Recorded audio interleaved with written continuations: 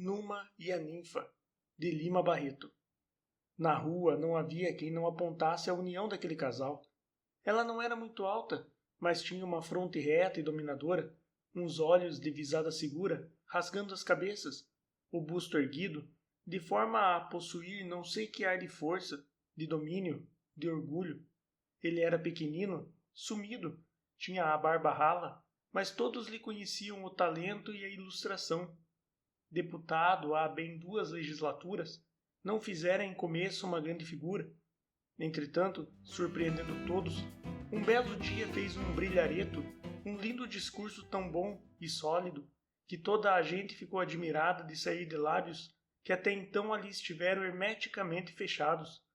Foi por ocasião do grande debate que provocou, na Câmara, o projeto de formação de um novo Estado, com terras adquiridas por força de cláusulas de um recente tratado diplomático. Penso que todos os contemporâneos ainda estão perfeitamente lembrados do fervor da questão e da forma por que a oposição e o governo se digladiaram em torno do projeto aparentemente inofensivo. Não convém, para abreviar, relembrar aspectos de uma questão tão dos nossos dias. Basta que se recorde o aparecimento de Numa Pompílio de Castro, deputado pelo estado de Sernambi, na tribuna da Câmara, por esse tempo. Esse Numa, que ficou daí em diante considerado parlamentar consumado e ilustrado, fora eleito deputado, graças à influência do seu sogro, o senador Neves Cogominho, chefe da dinastia dos Cogominhos, que, desde a fundação da República, desfrutava empregos, rendas, representações, tudo que aquela mansa satrapia possuía de governamental e administrativo. A história de Numa era simples. Filho de um pequeno empregado de um hospital militar do norte, fizera-se, à custa de muito esforço, bacharel em direito. Não que houvesse nele um entranhado amor ao estudo ou às letras jurídicas. Não havia no pobre estudante nada de semelhante a isso. O estudo de tais coisas era-lhe um suplício cruciante. Mas Numa queria ser bacharel para ter cargos e proventos, e arranjou os exames da maneira mais econômica. Não abria livros? Penso que nunca vi um que tivesse relação próxima ou remota com as disciplinas dos 5 anos de bacharelado. Decorava apostilas, cadernos, e com esse saber mastigado, fazia exames e tirava distinções. Uma vez, porém, saiu-se mal, e foi por isso que não recebeu a medalha e o prêmio de viagem. A questão foi com o arsênico, quando fazia a prova oral de medicina legal.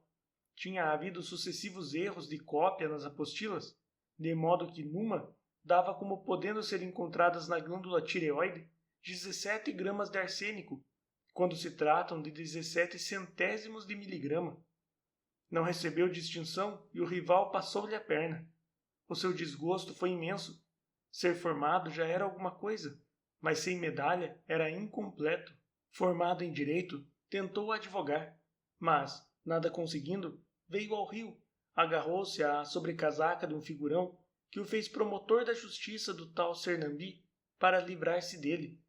Aos poucos, com aquele seu faro de adivinhar onde estava o vencedor, qualidade que lhe vinha da ausência total de emoção, de imaginação, de personalidade forte e orgulhosa, Numa foi subindo.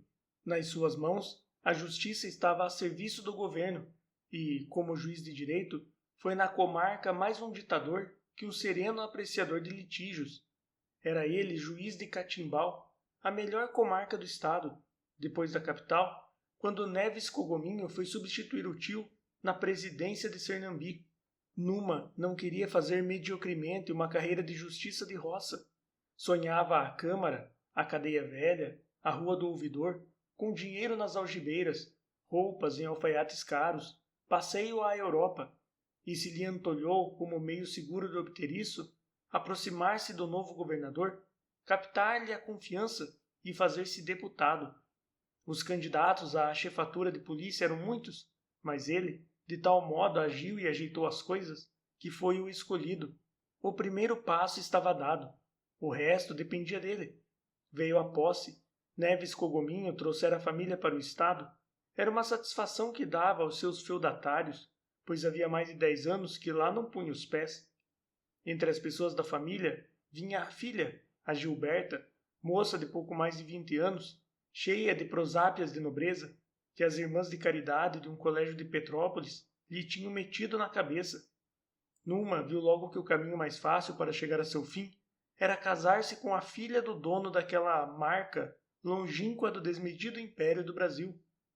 Fez a corte, não deixava a moça, trazia-lhe mimos, encheu as tias, Coquinho era viúvo, de presentes, mas a moça parecia não atinar com os desejos daquele bacharelinho baço, pequenino, feio e tão roceiramente vestido. Ele não desanimou, e por fim a moça descobriu que aquele homenzinho estava mesmo apaixonado por ela. Em começo, o seu desprezo foi grande. Achava até ser injúria que aquele tipo a olhasse. Mas vieram o aborrecimento da vida de província, a sua falta de festas, o tédio daquela reclusão em palácio, aquela necessidade de namoro que há em toda a moça, e ela lhe deu mais atenção. Casaram-se, e Numa Pompilho de Castro foi logo eleito deputado pelo estado de Sernambi. Em começo, a vida de ambos não foi das mais perfeitas. Não que houvesse rusgas, mas o retraimento dela e a gaucherie dele toldavam a vida íntima de ambos. No casarão de São Clemente, ele vivia só, calado a um canto, e Gilberta, afastada dele, mergulhada na leitura. E, não fosse um acontecimento político de certa importância, talvez a desarmonia viesse a ser completa.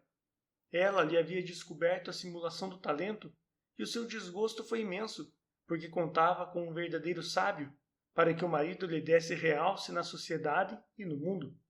Ser mulher de deputado não lhe bastava. Queria ser mulher de um deputado notável, que falasse, fizesse lindos discursos, fosse apontado nas ruas.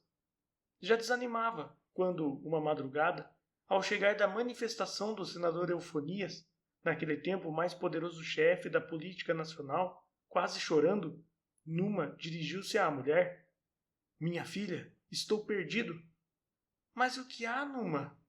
Ele, o Eufonias. Que tem? Que há? Por quê? A mulher sentia bem o desespero do marido e tentava soltar-lhe a língua. Numa, porém, estava alanceado e hesitava, vexado em confessar a verdadeira causa do seu desgosto. Gilberta, porém, era tenaz e de uns tempos para cá dera em tratar com mais carinho o seu pobre marido. Afinal, ele confessou, quase em pranto: Ele quer que eu fale, Gilberta. Mas você fala. E fácil dizer, você não vê que não posso? Ando esquecido? Há tanto tempo. Na faculdade ainda fiz um ou outro discurso, mas era lá, e eu decorava, depois pronunciava. Faz agora o mesmo. É, sim, mas preciso de ideias. Um estudo sobre o novo estado. Qual? Estudando a questão, você terá ideias. Ele parou um pouco, olhou a mulher demoradamente e lhe perguntou de sopetão: Você não sabe aí alguma coisa de história e geografia do Brasil? Ela sorriu indefinidamente com seus grandes olhos claros, apanhou com uma das mãos os cabelos que lhe caíam sobre a testa e, depois de ter estendido molemente o braço meio nu sobre a cama, onde a fora encontrar o marido, respondeu: Pouco. Aquilo que as irmãs ensinam. Por exemplo, que o rio São Francisco nasce na Serra da Canastra. Sem olhar a mulher, bocejando, mas já um tanto aliviado, o legislador disse: Você deve ver se arranja algumas ideias, e fazemos o discurso. Gilberta pregou seus grandes olhos na armação do cortinado e ficou assim um bom pedaço de tempo, como a recordar-se. Quando o marido ia para o aposento próximo, despir-se, disse com vagar e doçura: Talvez. Numa fez o discurso e foi um triunfo.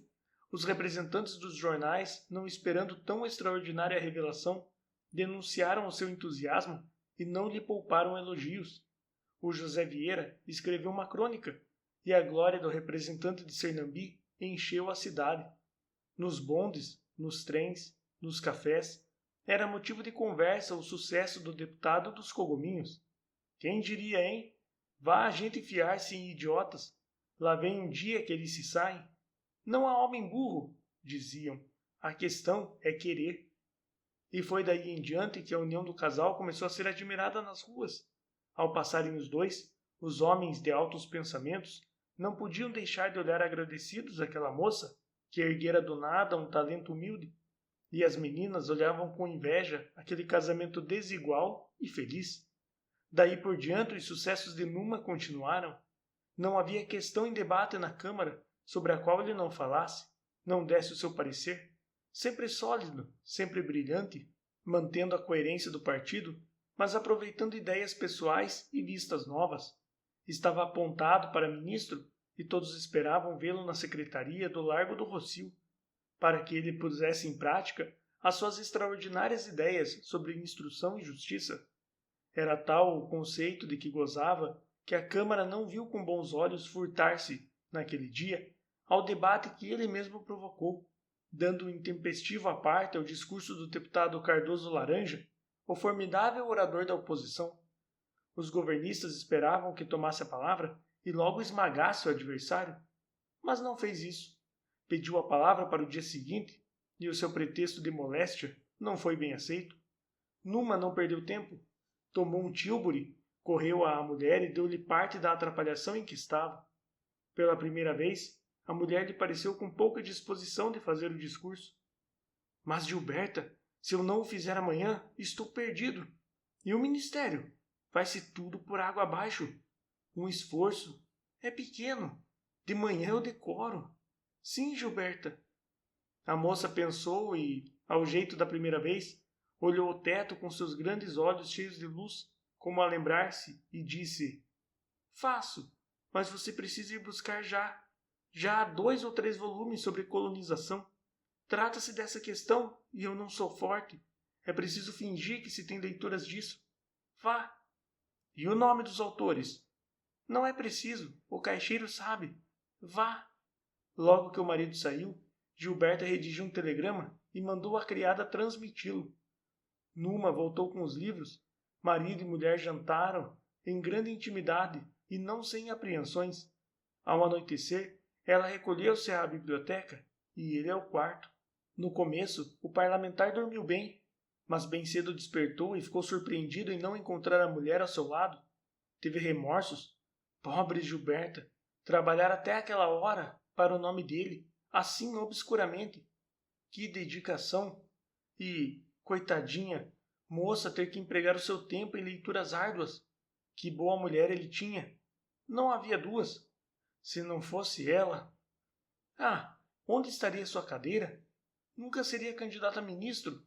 Vou fazer-lhe uma mesura, disse ele consigo. Acendeu a vela, calçou as chinelas e foi pé ante pé até o compartimento que servia de biblioteca. A porta estava fechada.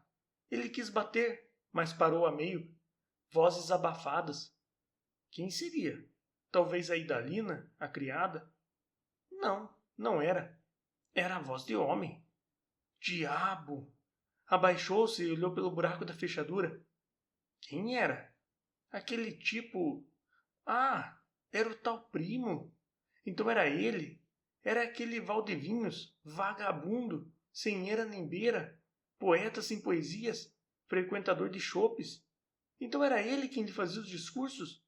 Por que preço? Olhou ainda mais um instante e viu que os dois acabavam de beijar-se. A vista se lhe turvou. Quis arrombar a porta, mas logo lhe veio a ideia do escândalo e refletiu. Se o fizesse, vinha a coisa a público. Todos saberiam do segredo da sua inteligência e adeus Câmara, Ministério e, quem sabe, a presidência da República. Que é que se jogava ali? A sua honra? Era pouco. Que se jogava ali eram a sua inteligência, a sua carreira. Era tudo. Não, pensou ele de si para si. Vou deitar-me. No dia seguinte, teve mais um triunfo.